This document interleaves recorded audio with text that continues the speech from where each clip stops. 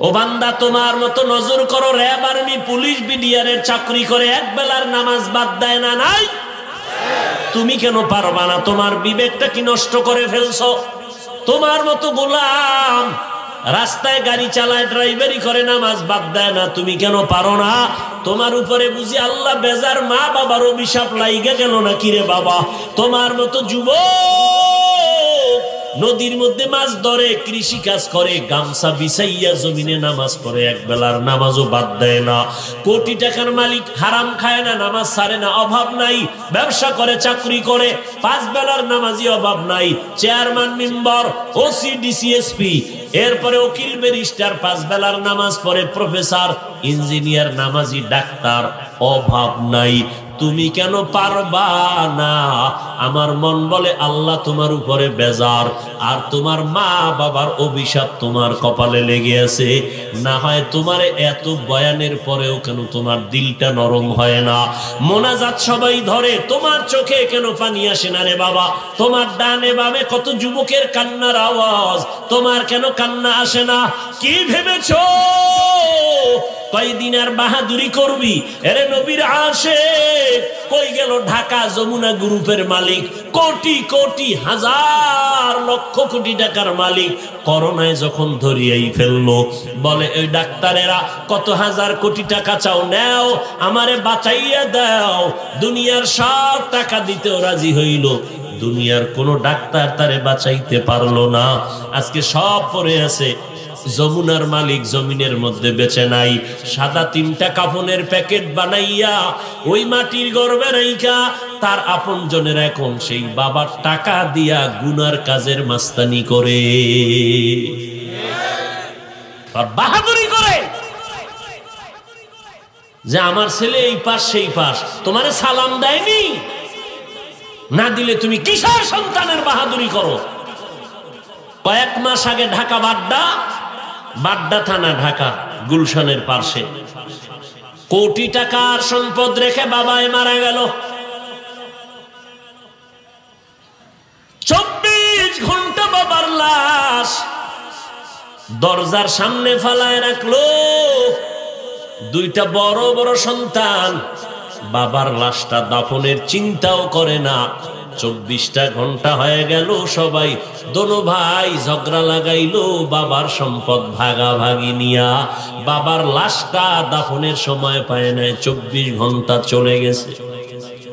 এমন কুলাঙ্গারের বাবা হইয়া কি লাভ? এমন কুলাঙ্গার জন্ম দিয়া কি লাভ হবে বলো? মদিনার নবী বলেন, ও সন্তানের মা বাবা, সন্তানটারে তুমি 7 বছরে নামাজের মুসাল্লায় দাঁড় করাও। 7 বছরে কেন বললেন? ছোট থেকে যদি কন্ট্রোল করতে না পারো, বড় হলে আর কন্ট্রোলে আসবে না। আর সন্তানের জ্বালা বড় কঠিন জ্বালা। সারা দুনিয়ার বাদশা বানাইলেও শান্তি নাই যদি সন্তান বাবারে আব্বা বলে সম্মান না করে। সারা দুনিয়াবাসী পাও মুসাইয়া দিলে কি লাভ হবে? স্ত্রী যদি স্বামী বলিয়া সম্মান না করে, সন্তান যদি বাবা বলে সম্মান না করে। এজন্য বললাম, অভাব ছাড়া কোনো মানুষ নাই। তুলনামূলক গরিবের তুলনায় বড় লোকরা বেশি অভাবী। কথা বুঝাইতে পারছি? তাহলে অভাব ছাড়া আছে কেউ? কথা বলেন। নাই। নাম্বার 3, সাহায্য চাইতেই হবে, তবে কার থেকে নিব? যার 3টা দুর্বলতা নাই। 1 নাম্বার যার পেছনে টান নাই, 2য় যার অভাব নাই, 3য় হলো যার কোনো স্বার্থ নাই। এবার নজর করে দেখবেন, এই জমিনের মধ্যে স্বার্থবিহীন কোনো মানুষ আসেনি? আছে? হ্যাঁ, আমি 2 জন পাইছিলাম। স্বার্থ নাই এরকম 2টা লোক পাইলাম জমিনের মধ্যে। এক, আমার আব্বা জান, আমার আম্মা জান। এই 2 জন, এদের কোনো স্বার্থ নাই। কলিজা দিয়া সন্তানের পেছনে জীবনটা বিলায় দেয়। আব্বা আম্মা স্বার্থ ছাড়া সন্তানরে বেশি মহব্বত করে, কিন্তু এই কথাটাও 100 বলা যাবে না। কারণ এই কোতোয়ালি থানার ডায়েরি তালাশ করলে টের পাবেন, কত সন্তানেরা মা বাবার বিরুদ্ধে মামলা করেছে, কত মা বাবা সন্তানের বিরুদ্ধে মামলা করেছে। আবার এই সোনার বাংলার মধ্যে কত মা বাবা সন্তানের জবাই করেছে, কত সন্তান মা বাবারে জবাই করেছে। এই প্রমাণ আপনাদের জানা আছে না নাই? তাহলে ক্লিয়ার হয়ে গেলাম, দুনিয়াতে স্বার্থ ছাড়া কোনো মানুষ নাই। এইবার নজর করে দেখব, অভাব ছাড়া কোনো মানুষ নাই, পেছনে টান ছাড়া কোনো মানুষ নাই। একমাত্র যার অভাব নাই, একমাত্র যার পেছনে টান নাই, একমাত্র যার কোনো স্বার্থ নাই, তিনি একজনই আছেন, আমার খালেক, তিনি আমার আল্লাহ। আল্লাহর পেছনে টান আসেনি? সমাজের লোকেরা ধরবেনি আল্লাহ 5 লাখ দিয়া যাও, মাইয়া ভোলা আসেনি আল্লাহ। তাহলে আল্লাহকে পেছনে টানার কেউ নাই। নাম্বার 2, আমার আল্লাহর কোনো অভাব নাই। নাম্বার 3, আমার আল্লাহর কোনো স্বার্থ নাই। আমার আল্লাহ যদি একটু স্বার্থপর হইতেন, তাহলে যারা আমার আল্লাহর দেওয়া জমিনে থাকিয়া, আল্লাহর দেওয়া সূর্যের আলো চাঁদের আলো পাইয়া, জমিনের ফসল খাইয়া, গাছের ফল খাইয়া আল্লাহর সাথে বেঈমানি করে, আল্লাহ ওদেরকে ঘুমের ঘরে চেহারাটা কুকুরের মতো বানাইয়া দিতে। আল্লাহ দিছেন, কেন দেন নাই? অন্য নবীর উম্মতের চেহারা তো কুকুরের মতো, বানরের মতো বানাইয়া দিছেন, আমাদেরটা দেন নাই কেন? তোরা মুহাম্মদের উম্মত, নাইলে বানাইয়া দিতাম। কার উম্মত? মুহাম্মদের উম্মত। এই জন্য আল্লাহ পাক হাজার অন্যায় করার পরে চেহারা পাল্টায় দেন না। কারণ আল্লাহ আমার নবীকে বেশি মহব্বত করেন, আর নবীর উম্মতেরও বেশি মহব্বত করেন। এই জন্য হাজার অন্যায় করার পর আমার আল্লাহ কোন উম্মতের চেহারা পাল্টাইয়া দেন না। যে কারণে আমি বক্তা হইয়া বহু অন্যায় করার পরে আমার বক্তাগিরি নষ্ট হয় নাই, চেয়ারম্যান সাহেবের চেয়ারম্যানগিরি নষ্ট হয় নাই, মাওলানা সাহেবের মাওলানাগিরি নষ্ট হয় না। এই জমিনের মধ্যে দাঁড়াইয়া মাওলানা নামের টাইটেল লাগাইয়া কত মাওলানারা কয়, ইদানিং শোনা যায় বলে ১৫০০ বছর পর্যন্ত যেই কোরআন শরীফের মধ্যে কোনো ভুল পাওয়া যায় নাই, কত বড় বড় বেঈমানেরা অপচেষ্টা করলো, একটা ভুল বের করতে তো পারে নাই, বরং মাথা নত করে কালেমা পড়ে মুসলমান হলো। আর ইদানিং ১৫০০ বছর পরে আইসা সোনার বাংলার জমিনে পণ্ডিত দাঁড়াইয়া কয় কোরআন শরীফের মধ্যে সব জাল। নাউজুবিল্লাহ আসে না? না আপনারা তার ভক্ত? যদি কেউ মনে মনে বলে কোরআন শরীফের মধ্যে জাল, দলিল ছাড়া বেঈমান। আবার এক আওয়ামী লীগওয়ালারা কিন্তু কয় নাই কোরআন শরীফে জাল, বিএমপি ওয়ালারা কয় নাই, আমগো মতো টুপিওয়ালা ইসলামের ব্যানারওয়ালা ভণ্ডরা বলেছে। আর এক টুপিওয়ালা মাওলানা, আমার মতো লুঙ্গি পরা মাওলানা না, অনেক দামি টাইটেলওয়ালা মাওলানা, বাংলার জমিনে দাঁড়ায় কয় নবীরা অন্যায় করেছেন, আল্লাহ নবীদেরকে দিয়া অন্যায় করাইছেন। আবারও আসতে বলেন, নবীরা অন্যায় করছে, এই কথায় একমত? যদি কেউ চুপ থাকো তুমিও বেঈমান। ওই হুজুরে বলার কারণে বেঈমান, আর তুমি হুজুরকে মনে মনে মোহাব্বত করার কারণে বেঈমান। সব বিষয়ে ধৈর্য ধারা, চুপ থাকা, এটা ইমানের আলামত না। আব্বা মা ওস্তাদ পীর গোষ্ঠী শুদ্ধা যদি খারাপ বলো, চেষ্টা করব ধৈর্য ধারণ করার, কিন্তু ইসলাম কোরআন হাদিস নবী নিয়ে কথা বলবা, মন্তব্য করবা, খারাপ এক বিন্দু রক্ত তোমার বিরুদ্ধে আন্দোলনে শেষ পর্যন্ত ময়দানে থাকবে।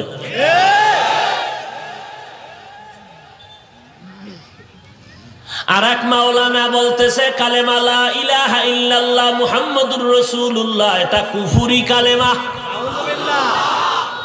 এটি আমি বানায় কই, তোমাকে ফেসবুক শরীফে দেখো না, ফেসবুকের গোলামেরা সারা রাত্র ইউটিউবের মোরাকাবা করো, কি দেখো? দেখো না ইউটিউবের মধ্যে তোমার কোন হযরতেরা কি কয়। আবার একদল বলতেছে টুপিওয়ালা, কোরআন শরীফের অর্থ যদি না জানো পরে লাভ নাই। তার মানে জীবনে যারা কোরআনের অর্থ জানবি না তোরা কোরআন পড়বি না। কারণ অথচ মদিনার নবী বলেন কোরআন বুঝো আর না বুঝো, পারো আর না পারো, মুহাব্বত করিয়া আল্লাহর কালাম মনে করিয়া যদি জিহ্বা নাড়াইয়া পড়ো, আলিফ লাম মিম, নবী কয় সাথে সাথে আমলনামায় 30টা নেক লেখা হবে। শুধু কি তাই, আমি তেলাওয়াত করব আর আপনারা চুপ করে শুনবেন, আমি যেই সওয়াব পাবো আপনারা সমান সওয়াব পেয়ে যাবেন। আমি তেলাওয়াত করছি, আপনি শুনছেন, অর্থ জানেন না, আপনার আব্বাও জানেন, সওয়াব হবে না? অতএব যারা নবীর বিরুদ্ধে, সাহাবায়ে কেরামের বিরুদ্ধে, ওমরে ফারুকের বলে বেদাতি, ওই এই রকম উল্টা পাল্টা যারা বলবে, এদেরকে ভালো করে চিহ্নিত করে নাও। এরা ওলামা যদি লাগায়, আলেম যদি লাগায়, ঠিক আছে সে আলেম, তবে নবীর হাদিস মতে সে ভণ্ড আহলে বাতিল। মনে থাকবে। আল্লাহ বুঝার তৌফিক দান করেন। এই কথাগুলো কি আমার ব্যক্তিগত স্বার্থে বলছি? এরে নবীর উম্মতের দল, এই জমিনে স্বার্থ ছাড়া কোনো মানুষ নাই। একজন আছেন আমার আল্লাহ, যার কোনো স্বার্থ নাই, যার কোনো অভাব নাই। অতএব এবার সিদ্ধান্ত দুইটা, এক নম্বরে সাহায্য লাগবেই। এবার দ্বিতীয় সিদ্ধান্ত, সাহায্য কার থেকে নিব? একমাত্র কার থেকে? আর কারো কাছে সাহায্য চাইলে পাবেন? এ পর্যন্ত পাওয়া যায় নাই, যা পাইছেন চোখের পানি 3 গুণ গেছি গা। কথা বলেন না কেন? চাইছেন 50,000, পাইছেন 20,000, মাঝখানের হাতে হাদিয়া গেছে অর্ধেক। মাঝখানে কিছু বরকতি হাত পড়ে না, সব শেষ। তাহলে দুনিয়াতে স্বার্থ ছাড়া কেউ নাই, একমাত্র আল্লাহর কাছে চাও। আচ্ছা, আমার নবীর থেকে দামি কোন পিসাব আসেনি? বলেন, আমার নবীর সহযোগিতা, সাহায্য 63 বছরে কোনো কিছুর প্রয়োজন হলে নবী কার কাছে গিয়া চাইতেন? নবী যদি আল্লাহর কাছে চাইতে পারেন, আপনার চাইতে সমস্যা কেন? কয় আমারে আল্লাহর পছন্দ হয় না, না হয় আল্লাহ দিতে পারেন না। আবার কেউ কয় না চাই ঠিক হয়, কিন্তু আল্লাহ দেয় না, তো এই জন্য চাওয়া বাদ দিয়ে দিছে। অনেক চাইছি, দেয় না। হ্যাঁ, আপনি চেয়ারম্যান সাহেব আইসে আপনার এলাকায়, আপনি সালাম না দিয়ে চেয়ারম্যান সাহেব চিনেন নি? আমারে কয় না, চিনেন আর না চেনেন দরকার নাই, 1 লাখ টাকা দেবেন সূর্য ডুবার আগে, নাইলে আপনার খবর আছে। চেয়ারম্যান টাকা দেবে না, জুতা দেবে। কথা কন। সাহায্য নেওয়ার নিয়ম নাই। কথা বলেন না কেন? আপনার স্কুলের জন্য 1 লাখ টাকা লাগবে, চেয়ারম্যান সাহেব দিবে, এটা কি রাস্তায় খাড়ায় চাইলে দিবে? নিয়ম আছে না নাই? দুনিয়ার মানুষের থেকে নেওয়ার যদি নিয়ম থাকে, আল্লাহরটা নিয়ম থাকবে না কেন? আল্লাহ বলে বান্দা চাওয়ার মতো চাইলে কসম, আমি জাতের কসম আমি দিব। তবে 2 পদ্ধতি, 2টা জিনিসের মাধ্যমে চাও। 1 নম্বরে ধৈর্য, 2 নম্বরে হলো নামাজ। এখানে কত আশেকে রসুল বয়া রয়েছেন, কি নুরানি চেহারা। ফজর ভরেন নাই, জহুর ভরেন নাই, আসর ভরেন নাই, মাগরিব ভরেন নাই, মোনাজাতের ঘরে মাইকে বলা হবে বসেন, আজান হবে, নামাজটা পড়ে যাবেন, 4 ভাগের 3.5 ভাগ নাই। আবার কি কয়, নামাজ না পড়লেও দেল পরিষ্কার। আর মদিনার নবী বলে যারা নামাজ পড়ে না এরা পৃথিবীর নিকৃষ্ট চোর। মুমিন আর বেঈমানের মধ্যে ব্যবধান নামাজ। বেঈমানেরা নামাজ পড়ে না, মুমিনেরা নামাজ ছাড়ে না। নামাজ কয় ওয়াক্ত? প্রতিদিন না জুমার দিন? 2-1 ওয়াক্ত মাঝে মাঝে ছেড়ে দিলে কোনো সমস্যা হবে? কথা কয় না? হবে বলার পরে যারা পড়েন না, পিডাটা কেমন খাইবেন একটু ভাইবেন বয়ে বয়ে। হবে বলার পরেও যারা পড়েন না, একটা লোক তো ফট করে বলল না, যে দুই একক তো ছাড়লে কোনো সমস্যা হবে না, কয় না, সব চুপ হয়ে গেছে, পাকা ফতুয়া দিলেন যে হবেই হবে। হবে বলার পরে যদি নামাজ না পড়েন, কি শাস্তিটা আপনার হওয়া উচিত আপনি নিজেরটা নিজে চিন্তা করেন। এবার আপনাদের বয়ান কইরা কে কি বুঝায় জানি না, অন্তত আমি বা আমাদের লাইনের ওলামায়ে কেরামরা এই কথা বলবো না যে আমগো মতো হুজুর হয়ে যাও, স্কুল বন্ধ করো, ব্যবসা ছাড়ো, চাকরি ছাড়ো। না, স্কুলে পড়ো, কলেজে পড়ো, চাকরি করো, ব্যবসা করো, ইসলামে নিষেধ করে নাই। আমাদের মতো টুপিওয়ালা পাগড়িওয়ালা হুজুর হওয়ার দরকার নাই। বলে তো কেমনে আল্লাহরে মানবো, আল্লাহরে ইবাদত করব? বলে আপনার মতো স্কুলে পড়ে, কলেজে পড়ে, 5 বেলার নামাজি, মিথ্যা কথা বলবা না, আছে না নাই? তারপর হুজুর বাদ দাও, তোমার লাইনের মানুষটা যদি নামাজ পড়ে তুমি পারো না কেন? ফিডার রেডি তোমার জন্য, ওইটারই আল্লাহ দাঁড় করায় বলবে ও পারলো, তুই পারলি না কেন বল। ও বান্দা, তোমার মতো নজর করো, র্যাব, আর্মি, পুলিশ, বিডিআরের চাকরি করে এক বেলার নামাজ বাদ দেয় না নাই? তুমি কেন পারবা না? তোমার বিবেকটা কি নষ্ট করে ফেলছো? তোমার মতো গোলাম রাস্তায় গাড়ি চালায়, ড্রাইভারি করে, নামাজ বাদ দেয় না, তুমি কেন পারো না? তোমার উপরে বুঝি আল্লাহ বেজার, মা বাবার অভিশাপ লাইগা গেল না কিরে বাবা? তোমার মতো যুবক নদীর মধ্যে মাছ ধরে, কৃষি কাজ করে, গামছা বিছাইয়া জমিনে নামাজ পড়ে, এক বেলার নামাজও বাদ দেয় না। কোটি টাকার মালিক, হারাম খায় না, নামাজ ছাড়ে না, অভাব নাই, ব্যবসা করে, চাকরি করে, 5 বেলার নামাজি, অভাব নাই, চেয়ারম্যান, মেম্বার, ওসি, ডিসিএসপি, এরপরে উকিল, ব্যারিস্টার, 5 বেলার নামাজ পড়ে, প্রফেসর, ইঞ্জিনিয়ার, নামাজি, ডাক্তার, অভাব নাই। তুমি কেন পারবা না? আমার মন বলে আল্লাহ তোমার উপরে বেজার, আর তোমার মা বাবার অভিশাপ তোমার কপালে লেগে আছে। না হয় তোমার এত বয়ানের পরেও কেন তোমার দিলটা নরম হয় না? মোনাজাত সবাই ধরে, তোমার চোখে কেন পানি আসে না রে বাবা? তোমার ডানে বামে কত যুবকের কান্নার আওয়াজ, তোমার কেন কান্না আসে না? কি ভেবেছো কয়দিন আর বাহাদুরি করবি? এরে নবীর আশিক কই গেল ঢাকা যমুনা গ্রুপের মালিক, কোটি কোটি হাজার লক্ষ কোটি টাকার মালিক, করোনায় যখন ধরিয়েই ফেললো, বলে ওই ডাক্তারেরা কত হাজার কোটি টাকা চাও, নেও, আমারে বাঁচাইয়া দাও। দুনিয়ার সব টাকা দিতেও রাজি হইল, দুনিয়ার কোন ডাক্তার তারে বাঁচাইতে পারলো না। আজকে সব পড়ে আছে, যমুনার মালিক জমিনের মধ্যে বেঁচে নাই। সাদা 3টা কাফনের প্যাকেট বানাইয়া ওই মাটির গর্ভে রাইখা তার আপন জনের এখন সেই বাবার টাকা দিয়া গুনার কাজের মাস্তানি করে। কয়েকদিন আগে তুফান হইছে না? তুফান কি নাম? চিত্রাং নামের তুফান চললো। আল্লাহর বান্দা বিদেশে কামাই রুজি করে বাড়ি করলো, দেশে এসে বিল্ডিং বানাইলো, মাত্র 2 দিন পরে বিল্ডিং এ ডুববে। পাশে একটা রাতের বেলা টিনের ঘরে ছোট একটা খাট, বাবাই ঘুমাইলো, পাশে স্ত্রী, পাশে একটা কন্যা সন্তান। তুফানে একটা গাছ উপড়াইয়া ঘরের মাঝখানে পড়ে বুকের উপরে চাপ লাগলো, জায়গায় 3 জন চলে গেল। মানুষ বিল্ডিং দেখে আর চোখের পানি মুছে। আল্লাহর এই কুদরত, জীবনের সব কামাই দিয়া বান্দা করলো একটা বিল্ডিং। মাত্র যুবক ছেলে, এখনো বয়স বাড়ে নাই, মাত্র একটা কন্যা সন্তান। মাও মারা গেল, কন্যার বাবাও মারা গেল, ফ্যামিলির কেউ নাই, বিল্ডিং এর জায়গায় পড়ে রইল। কিসের বাহাদুরি করো রে বাবা? যতই তুমি টাকার বাহাদুরি করো, ক্ষমতার বাহাদুরি করো, নমরুদ, হামান, কারুন, সাদ্দাত, ফেরাউনের মতো হতে পারবা না। কই নমরুদ, কই ফেরাউন, কই সাদ্দাত, এক এক করে সব দুনিয়ার থেকে চলিয়া গেল। অতএব বান্দা, ব্যবসা করা নিষেধ না, চাকরি করা নিষেধ না, টাকা কামাই করা নিষেধ না। কারণ ওসমান রাদিয়াল্লাহু তাআলা আনহু কত বড় ধনী ছিলেন, সারা জিন্দেগি বয়ান করলে শেষ করা যাবে না। কত বড় ধনী ওসমান!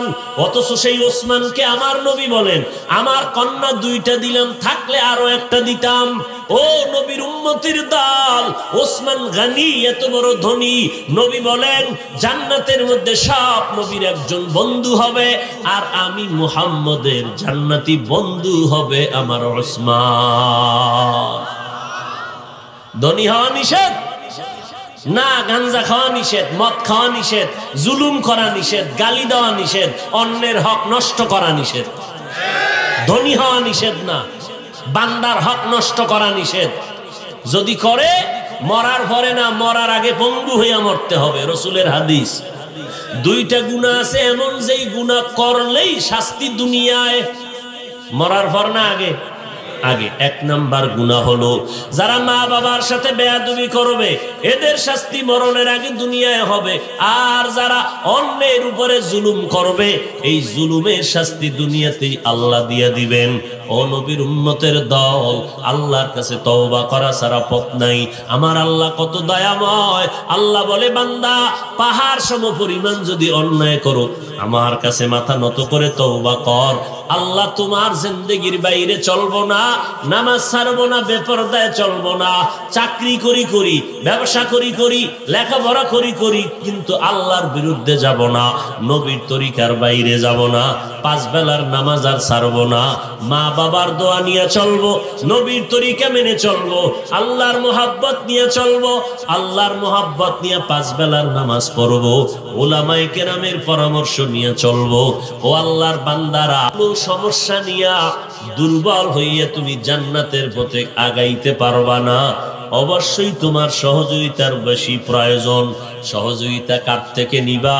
3টা দুর্বলতা যার না থাকবে, তার থেকে সাহায্য চাইতে দেরি 1 সেকেন্ড লাগবে না সাহায্য তোমার পাওয়ার জন্য। 1 নাম্বার, তার কাছেই তুমি সাহায্য চাও যার মধ্যে কোনো পেছনে টান নাই। এমন একজনের কাছে সাহায্যের হাত বাড়াও, চাইতে দেরি পাইতে দেরি হবে না। যেই ব্যক্তির কাছে চাইবা, তার পেছনে কোনো টান থাকবে না। এবার একটু মেধা খাটাইয়া নজর করে দেখবো, এই জমিনের মধ্যে এমন কোন আল্লাহর আশিক আছে নাকি যার কোনো পেছনের ভেতরে টান নাই? আমার পেছনে টান, আমার সন্তান আমারে ডাকে, আসো, আমার মনের আশা পূরণ করে দাও, টাকা দাও, কাপড় দাও। আমার মা বাবা আমাকে পেছনে টানে, আমার ভাই ব্রাদারেরা টানে, আমার পরিচিত পরিজনরা টানে, আমার আপনজনেরা পেছনে টানে, আমার স্ত্রী আমাকে পেছনে টানে, সবাই আমাকে পেছন দিকে টানে। আমি যত সামনে আগাইতে চাই, ততই আমাকে পেছনে টানা হয়। আমি যতই কামাই করি, দেই, এরপরও বলে হয় না, যতই দেই এরপরও বলে পাইলাম না, খাইলাম না। তাহলে আমার পেছনের টান ছাড়া আমি চলতে পারি না। এবার আপনি যদি চিন্তা করেন, জমিনের মধ্যে এমন একটা মানুষ আপনি পাবেন কিনা, যেই মানুষটা বলবে আমার পেছনে কোনো টান নাই, আমি স্বয়ং সম্পূর্ণ হয়ে আছি, আমি একাই আমি সামনে আগায় যেতে পারবো, আমার পেছন দিকে কেউ টানবে না। যদি বলে আমার মা নাই, বাবা নাই, বোন নাই, সন্তান নাই, স্ত্রী নাই, আমি একা, তোমার সমাজের মানুষ তোমার পেছনে টানবে। তোমার এত টাকা, তুমি একা, তোমার টাকা তো ছেলে মাইয়া নাই, খাইবে কে? সব টাকায় মসজিদে দাও, মাদ্রাসায় দাও, স্কুল বানাও, কলেজ বানাও।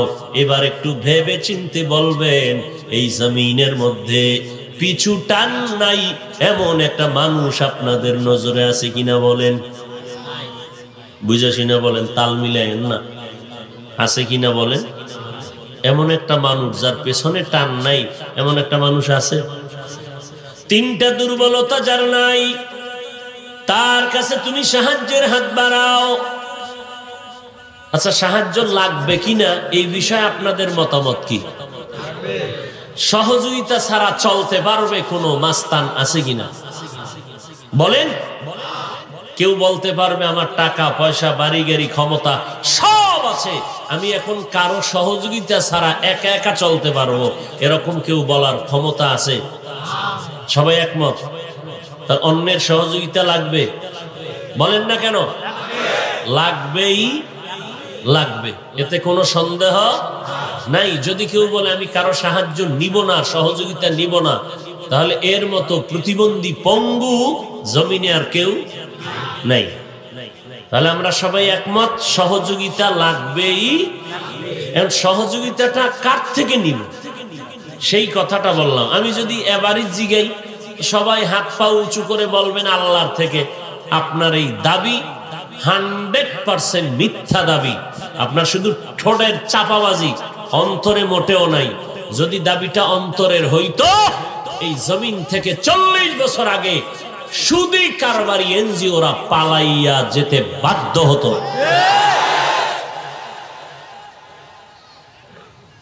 তাহলে আপনি যে বলেন, আমি যদি জিজ্ঞাসা করি সাহায্য কার থেকে আপনি নিবেন, ফট করে বলবেন আল্লাহর থেকে। আল্লাহর থেকে আপনি সাহায্য নিছেন কবে? একদল যারা আল্লাহ মানে না, এগো তো চিন্তাই নেই। আর একদল যারা আল্লাহ মানে, এরা আল্লাহর থেকে চায় না। এরা চায় মাজারে, এরা চায় কবরে, এরা চায় কোনো ব্যক্তির কাছে। এই জন্য বললাম, আপনার মেধার থেকে সিদ্ধান্ত নিতে হবে কঠিনভাবে। অন্যের সাহায্য ছাড়া চলার উপায় নাই। তবে এখন কার থেকে সাহায্য নিবা? তিনটা দুর্বলতা যার নাই, তার কাছে হাত বিছাও, চাইতে দেরি পাইতে দেরি না। 1 নাম্বার, পিছু টান যার নাই। দুনিয়াতে নজর করে দেখলাম এমন একটা মানুষ নাই যার পেছনে টান নাই। দুনিয়ার সব মানুষ পেছনে টানওয়ালা। নাম্বার 2, এই জমিনে তাকায় দেখেন এমন একজন মানুষ পাবেন যার কোনো অভাব মোটেও নাই। একটু জিজ্ঞেস করি, বলেন অভাব ছাড়া কোনো মানুষ জমিনে আসেনি? কোনো পিসাব আছে? পিসাবের অভাব বেশি। মুড়িদের খাইয়া পেট মোবারক তেলের ড্রাম বানায় ফেলছে। মুড়িদের খাইয়া পীর সাহেবের বিশাল বিল্ডিং এর টাওয়ার। তাহলে দুনিয়াতে অভাব ছাড়া কেউ নাই। দুনিয়ার সব মানুষ অভাবী। বলে কেমন? গরিবের অভাব 100 টাকায় সমাধান হয়, বড় লোকের অভাব 1,00,000 টাকায়ও সমাধান হয় না। অভাব ছাড়া আছে কেউ? বলতে পারবেন যে একজন আছে যে যার অভাব নাই? বরং এই জমিনে যার টাকা যত বেশি, তার অভাব তত বেশি। আপনাদের এইটা কোন থানা? এই ফরিদপুর কোতোয়ালিতে ধনী মানুষ আছে না নাই? ওই লোকটা 3-4টা বাড়ির মালিক, ফ্যাক্টরির মালিক, মিল কারখানার মালিক। এরপরও বলবে, দাবি করে আমার মতো বড় কেউ নাই, টাকাওয়ালা কেউ নাই। কিন্তু তার অভাবটা, তার এই অভাব আর এই বাহাদুরি জেলা গেলে টিকবে না, রাজধানীতে গেলে টিকবে না। রাজধানীর বাহাদুরের বাহাদুরি ইন্ডিয়ায় গেলে টিকবে না। ইন্ডিয়ার টাকাওয়ালা বাহাদুরের বাহাদুরি আমেরিকায় টিকবে না। আমেরিকার বাহাদুরের বাহাদুরি রাশিয়ায় টিকবে না। সারা দুনিয়ার বাহাদুরেরাও যত বাহাদুরি করবে, এক জায়গায় আমার মালিক আল্লাহর দরবারে টিকবে না। দুনিয়ার সবাই অভাবী, তুলনামূলক বড় লোকেরা বেশি অভাবী। আমাকে গরিব লাগে না, কথার কথা। আমি আলু ভর্তা দিয়ে ভাত খাবো, কাজ কইরা আলু সিদ্ধ করব, কাজ করব, রান্না করব।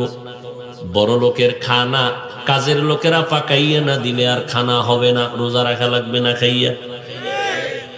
গরিবেরা যদি বলে আমরা বড় লোকের কাজ করব না, বড় লোক 1 কদম চলতে পারবে না। কারণ ড্রাইভার কোনো বড় লোক হবে না, গরিব হবে ড্রাইভার।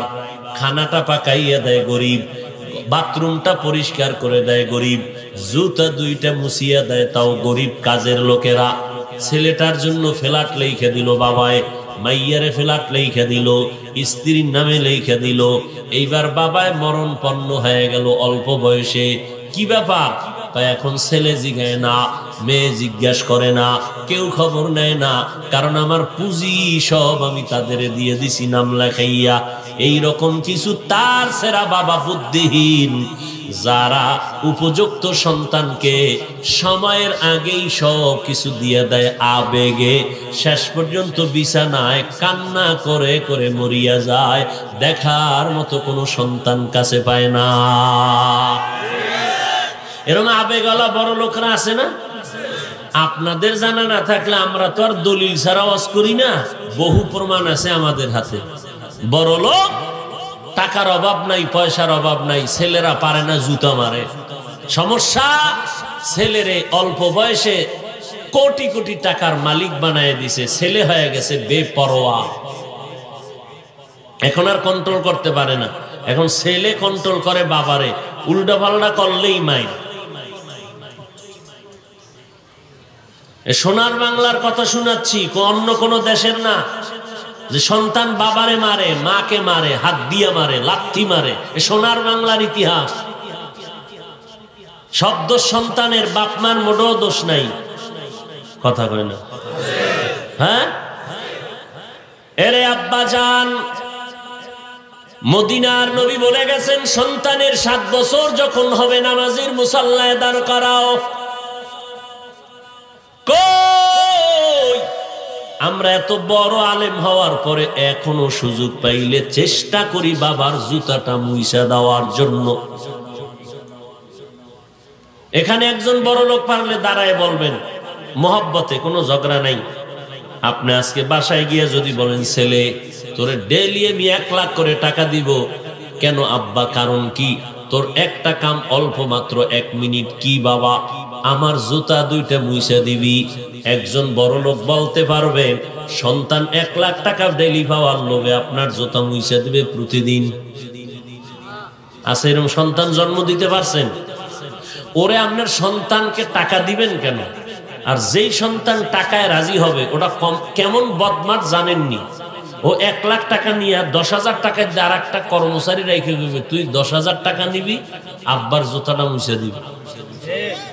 চুরি আসলে মরিয়া যাব।